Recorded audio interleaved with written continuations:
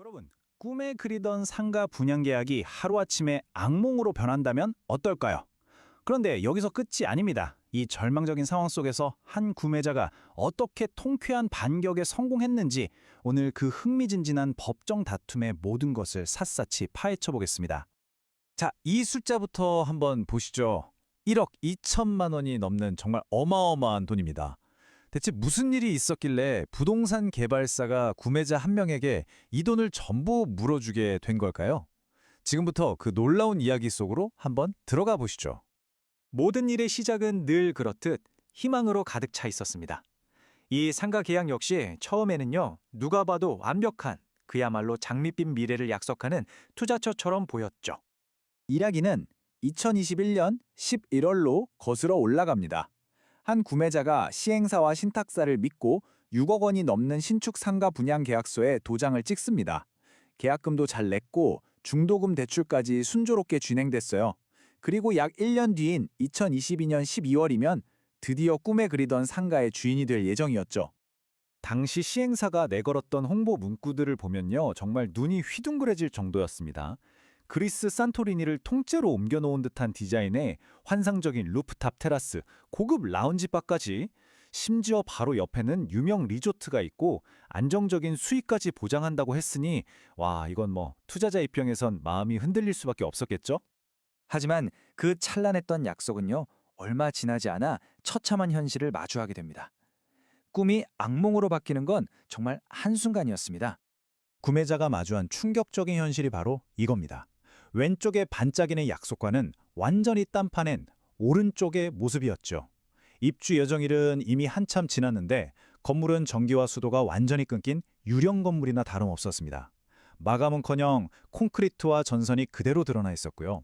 심지어 건물 출입구는 아예 폐쇄돼서 들어갈 수조차 없는 정말 말도 안 되는 상황이었습니다. 자, 이런 절망적인 상황. 하지만 이 구매자는 그냥 주저앉지 않았습니다. 자신의 소중한 돈과 권리를 되찾기 위해서 법적 대응이라는 아주 날카로운 칼을 빼들었죠. 이 구매자는 굉장히 영리하게 여러 각도에서 문제를 파고들었습니다. 첫째, 아니, 멀쩡한 건물을 주기로 해놓고 이런 폐허를 주다니 이건 명백한 계약 위반, 즉 채무 불이행이다 라고 주장했고요. 둘째, 그 화려했던 분양 광고는 전부 허위 과장 광고였다고 지적했죠. 하지만요, 진짜 승부수는 다른 데 있었습니다. 바로 계약서의 그 작은 글씨들 속에 숨어있던 결정적인 조항들을 찾아낸 겁니다. 구매자가 찾아낸 첫 번째 카드는 바로 이거였습니다. 계약서를 자세히 보니 시행사가 불법 행위로 벌금형을 받으면 계약을 해지할 수 있다는 조항이 있었던 거죠. 그런데 마침 시행사가 불법 분양으로 벌금형을 받은 사실이 있었습니다. 이걸 근거로 계약 해지를 주장한 겁니다. 자, 그런데요, 이 사건의 흐름을 완전히 뒤바꿔버린 가장 강력하고 결정적인 한 방은 바로 이 조항이었습니다. 시행사 잘못으로 입주 예정일로부터 6개월이 지나도 입주를 못하게 되면 이 계약은 해지할 수 있다. 바로 입주 지연에 관한 조항이었죠. 자, 이렇게 여러 주장들이 팽팽하게 맞서는 상황. 과연 법원은 누구의 손을 들어줬을까요? 그리고 그 수많은 주장들 중에 법원의 마음을 움직인 결정적인 이유는 대체 무엇이었을까요? 결과는요? 네, 구매자의 완벽한 승리였습니다. 법원은 계약 해지가 정당하다고 판결을 내렸습니다.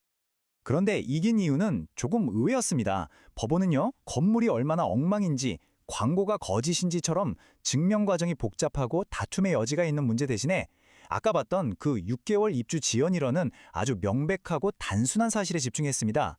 이게 바로 약정 해제권이라는 건데요. 쉽게 말해서 계약서에 이런 일이 생기면 계약을 끝낼 수 있다고 미리 약속해둔 해지 사유가 실제로 발생했다는 거죠. 이건 뭐 감정이나 해석이 끼어들 여지가 없는 가장 깔끔하고 반박 불가능한 승리의 열쇠였습니다. 그러니까 핵심은 아주 간단합니다. 원래 입주하기로 했던 2022년 12월로부터 6개월이 지난 2023년 6월이 됐는데도 도저히 입주할 수 없는 상태였다는 것. 이 간단한 시간 계산 하나가 구매자의 주장을 뒷받침하는 가장 강력하고 확실한 증거가 되어준 셈입니다. 자, 그럼 이 판결로 구매자는 정확히 무엇을 되찾게 되었을까요? 그리고 이 사건 전체가 우리에게 남기는 가장 중요한 교훈은 과연 무엇인지 지금부터 정리해 보겠습니다. 법원이 판결한 금액이 바로 이것입니다. 표를 보시면 냈던 계약금의 이자까지 더한 환불액 약 6천만 원, 여기에 계약 위반에 대한 벌금, 즉 위약금으로 분양가의 10%인 또 다른 6천만 원이 더해졌습니다. 그래서 총액이 기억나시죠? 우리가 맨 처음에 봤던 바로 그 숫자 1억 2천만 원이 넘는 돈이 된 겁니다. 이 사건이 우리에게 명확하게 보여주는 교훈은 바로 이겁니다. 건물이 얼마나 엉망인지, 광고가 얼마나 허황됐는지를 증명하는 그 복잡하고 지저분한 싸움보다도 계약서에 명확하게 적혀있던 6개월 안에 입주 못하면 해지할 수 있다는 이 깔끔하고 명료한 한 문장이 훨씬 더 강력한 무기였다는 사실이죠. 이 조항이야말로 구매자를 구한 계약서 속 비상탈출구였던 셈입니다. 그래서 이 이야기는 비단 남의 이야기가 아니라 우리 모두에게 아주 중요한 질문을 던집니다. 여러분이 다음에 어떤 계약서에 서명하게 될 때 그 계약서 안에는 만약의 사태를 대비한 당신만의 비상탈출 계획이 마련되어 있습니까?